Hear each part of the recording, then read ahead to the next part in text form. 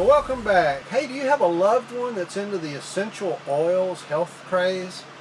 You know, there's a lot of benefits to that physically, but from a storage standpoint, it can create some problems. You have all these little bottles laying around all over the place. Well, today we're going to look at a convenient, organized little carousel that'll hold 32 bottles. And if you'll just stay with us, we'll see how it's built.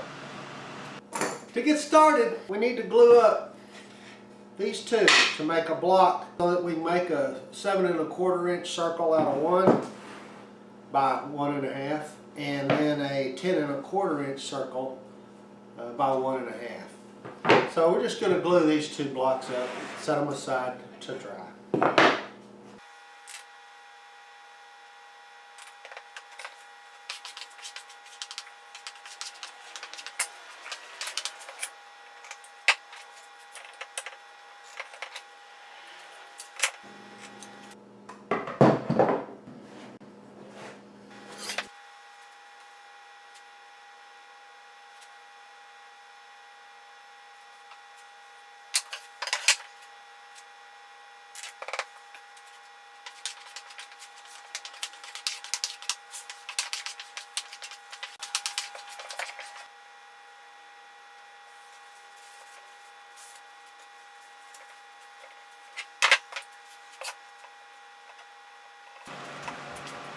Well, we've got our block. It's 1 1/2 by 11 by 11, and I've got our 10 1/4 inch circle laid out on it. And the small one, I think I'm going to cut with my circle cutting jig on my bandsaw. But this one I'm going to freehand on my bandsaw, and then I'll clean it up on my oscillating spindle sander. Okay, first thing I'm going to do is make some relief cuts at about every 90 degrees so that we don't put quite so much stress on the blade.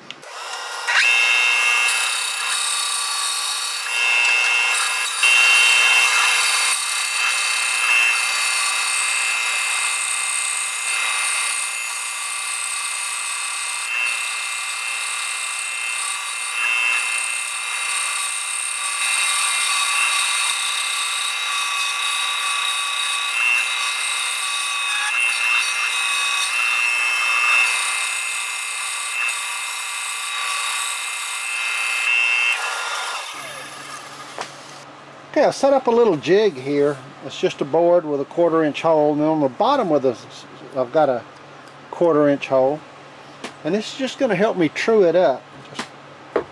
Just place that on there.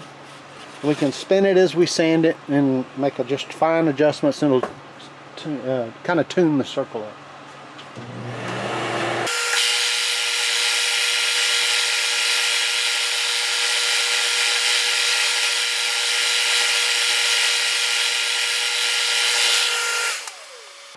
Alright,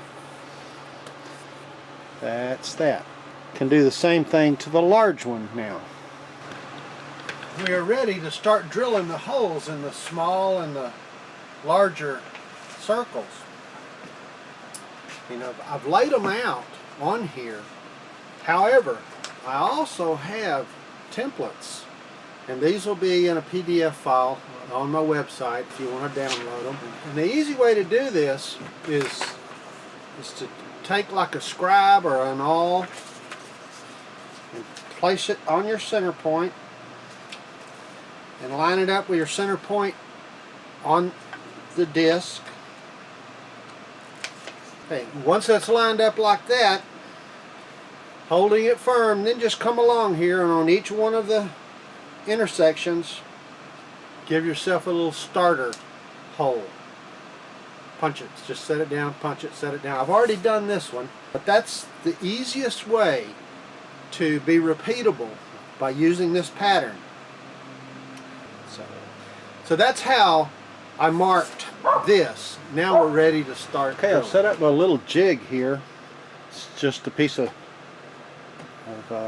plywood with a couple of 1/4 inch pegs, and these pegs, and then I've got it set to where the distance from the edge to the center is the same. I'll still have to locate the center on each one, but at least the distance is set for me. I've only got one spot to worry about. So now let's drill.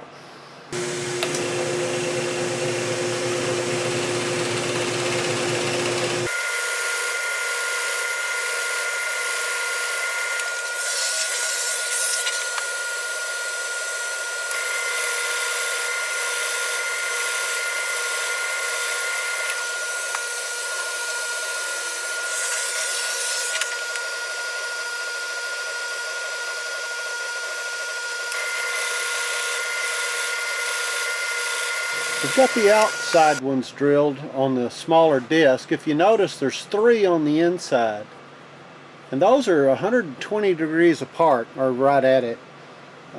What I tried to do was space them to where the center of it would be between 2 of these holes, so that if there's a bottle there, you could read the label. And I tried to do that here and here, and it came out to roughly 120 degrees apart, but not exactly. That's why the pattern is on the website. So these 3 we just have to position by hand on the drill press.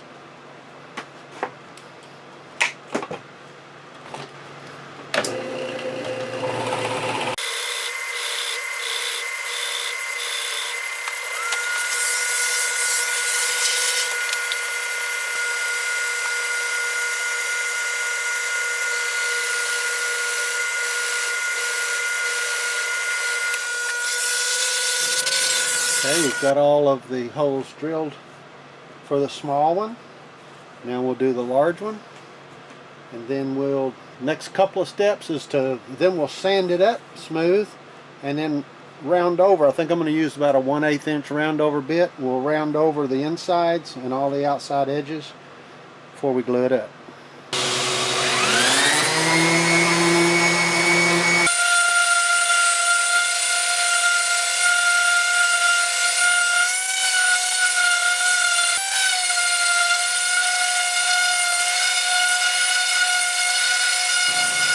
Okay, I have my router bit set up with a 1/8 inch round over bit, and I'm going to put a round over on all the edges, but then we're also going to try to round over each individual hole with this 1/8 inch round over bit.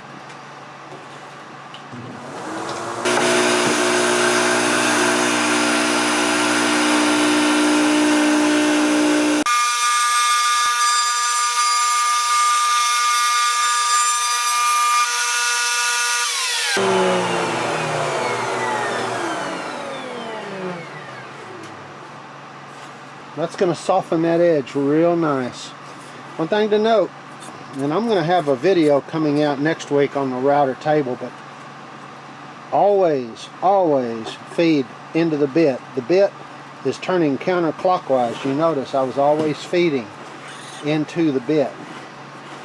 Very safe, otherwise it'll grab it and show you. Actually, stay tuned next week and I'm going to have a video about router table basics. Now we'll do this side.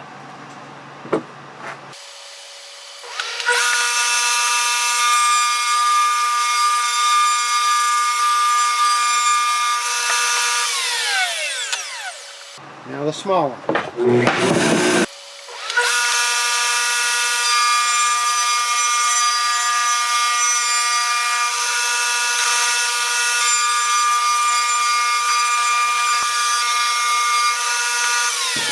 Okay, I have my little battery operated trim router set up with that same 1/8 inch round over bit, and now I'm going to use it to do the internal hole.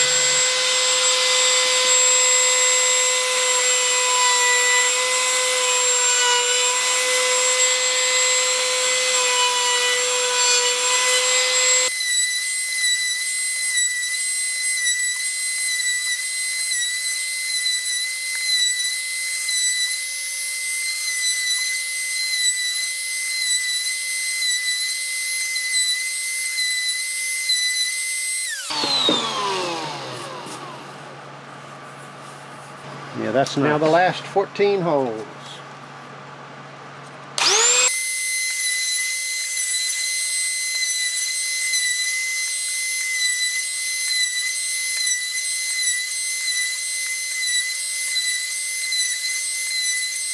Yeah, that's good.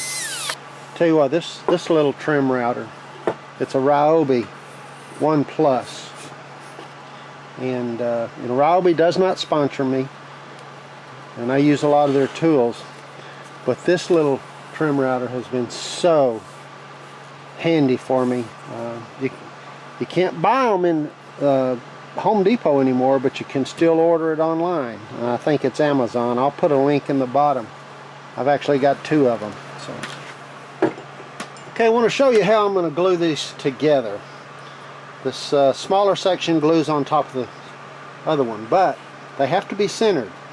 So when we marked it up to draw the circle, there was a reference point, and I drilled a 1/4 inch hole right there, and I've got a little 1/4 inch dowel right there. Same way in the top. This is the center from when we drew our circle. 1/4 inch hole right there. This little dowel, all it does is just register everything for positioning.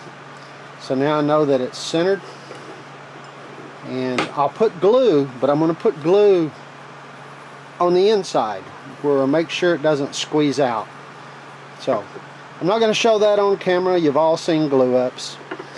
So I will glue this up, and then we're ready to put a finish on it and our Lazy Susan on it. Well, I know I said I wasn't going to show the glue up, but here it is all glued up. You see what I did here? I ran the clamps down into the holes so we don't mar up all the surface or not. Let that set a few hours, and then I think I'm going to use amber shellac on it. Not sure yet. So our glue has dried, and I've taken it out of the clamps, and I went ahead and I applied 2 coats of amber shellac. But now what's left to do is install our Lazy Susan, and then we'll be finished with this. Now I purchased a 9-inch Lazy Susan. It covers most of the bottom, as you can see here. I'll put the link in the description on which one I bought. But there's options. You can buy a 7, you can buy a 4-inch, whatever makes you happy. I wanted it to be pretty much the width of this base. So. But they're real simple to install. You just kind of center it up, find your center point, and then there's 4 holes, 4 screws go here. I'm going to be using number 6 by 1/2 inch. I have marked those holes, and I'm just going to make myself a little starter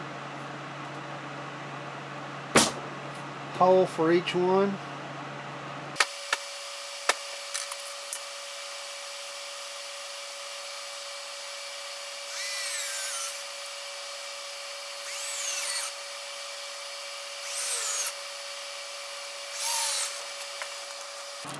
You can see it's that simple.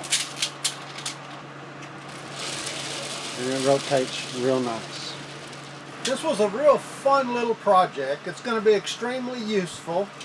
It's actually for my daughter. Her and her sister and my wife, they all have bottles of essential oils laying around. But this was not my design. I saw it on Etsy somewhere, or Pinterest, or someplace like that.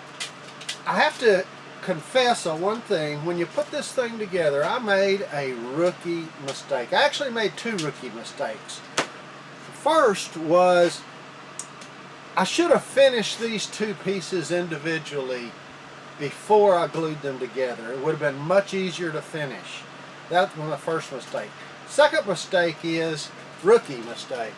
If you look at the grain directions, the bottom grain direction is running this way, top grain direction is running this way. They really should be running the same direction. And you know, when you get into a project, sometimes in the haste of getting it finished or getting to that next step, you miss a detail. I missed that detail. So. You can. This was made out of red oak, but you can also make it out of pine. You can make it out of actually a 2x4 or 2x10. or a 2x12 would be perfect for it.